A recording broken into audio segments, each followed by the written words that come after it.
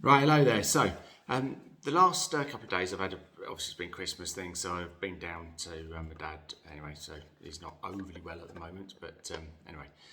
So, what I've been doing is hatches. These hatches sit on the top of the pods. They're also inside the vessel as well.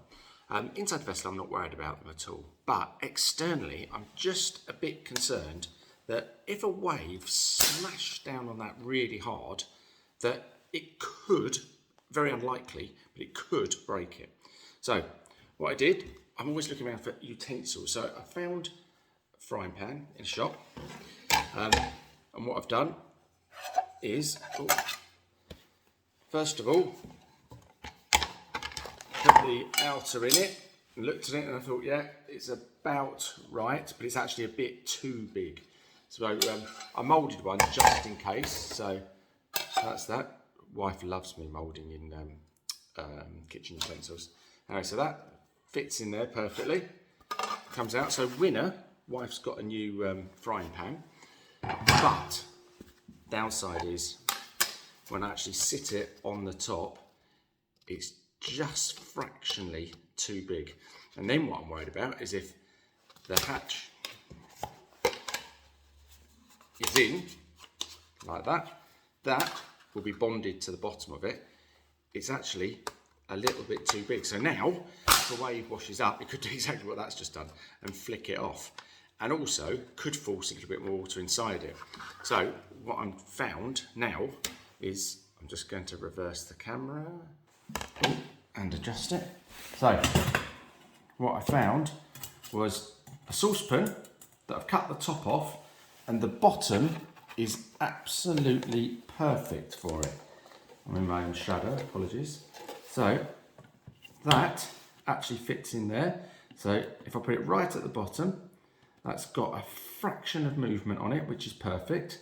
So what I'm going to go and do is mix up a load of resin, epoxy, sorry, put that in there, matting in there, chopped around matting, and make it in there, which I think will actually be a better one.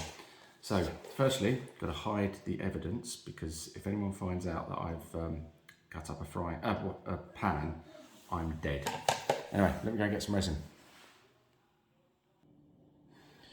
Right, so mixed up the epoxy. What I'm doing is I've put Maguire's what's it called, polish in here, so really well polished, so that will release nicely. Just paint it on. As you can, I don't know if you can see, the resin obviously just does not want to stick to the Maguire's, so you can see it kind of doing a funny kind of lifty thing, but that's all right, I'm not worried about that.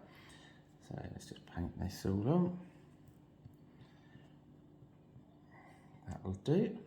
A bit more on there. As you can see, it really is trying to lift off, but I want a good coating on there all over.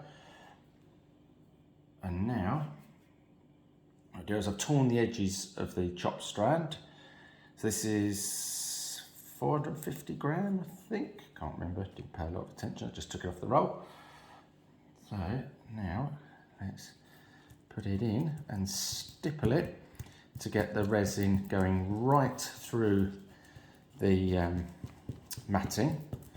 I want it to go kind of clear. I'm trying to do it over the top there.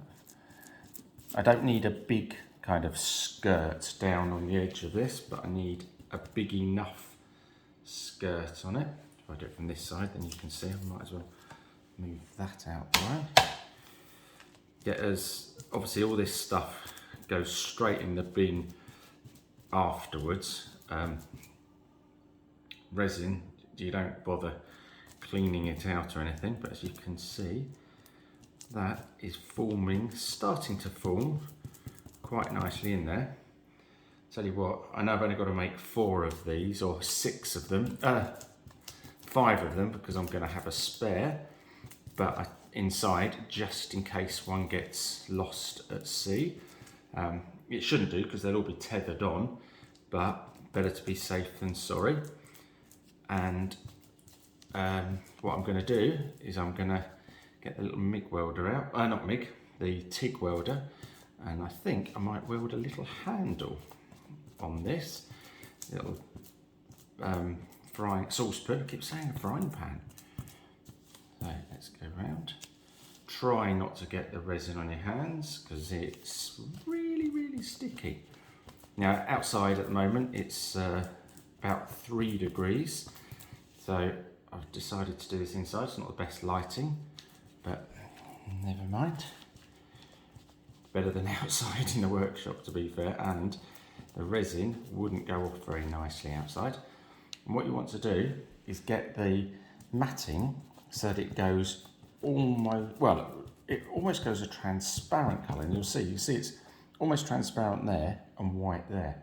So you want to get rid of that white, the white, and that shows that the matting is then fully wetted out, and so it's got the resin all the way through the fibres. So, and what we're going to do is, to make this strong enough, I'm putting 200 layers, because that would be a bit thick, probably sink the boat actually. 2 layers of this, and that from the test one that I've made, which I showed you just a minute ago, is more than strong enough. So wet this one out all the way through. It's nearly done. There's a little dry patch there that I can see because it's still a little bit white there. And then again, I've torn the corners. Really important to tear all the corners of these things, of this matting, so that it actually goes in easily. If not, you'd have to try and break the fibres with the brush, which would just be a nightmare. In fact, it'll take so long to do, it'd be a pain. So let's put this in there. I want it quite smooth on the inside, and it will do. It will start to go smooth in a minute, just as I get the matting really wetted out. And obviously the outside is the important bit anyway, but like with the last one, I had to do almost no sanding out on the inside at all, because all the fibres there, and you can see this bit there, that's all starting to stick back. It's going back nicely. And as per this little bit, the lip that I need on it is so small, so it doesn't really even matter. In fact, actually it might be even better if it doesn't stick at the top, because it'll be easier for me to get out. Now, knowing the amount of resin is just trial and error. Just I've done quite a lot of fiberglassing and kind of got an idea of how much I want. And also, I'm not too fussed about wetting out right to the edge, because I'm going to pull all that out and saw all that off anyway. So, but I need this central bit to be absolutely solid. And these are going to be, we haven't decided yet, they might be bonded. We've been using obviously Sikaflex, which is industry standard kind of thing, but I've also used another product called CT1, which is in the building game as well, and I've used that on a couple of things. I've been quite impressed with that, but with this being so important, I think this is going to have to be Sikaflex. All right, let's do that last bit over here. Now also the other thing is, there's no point in pouring loads of resin in and thinking, oh yeah, if I pour more resin in, it'll be stronger. It isn't. It won't be any stronger at all. As long as the top strand is completely wetted out, it will be it'll be strong, as strong as you're going to get it.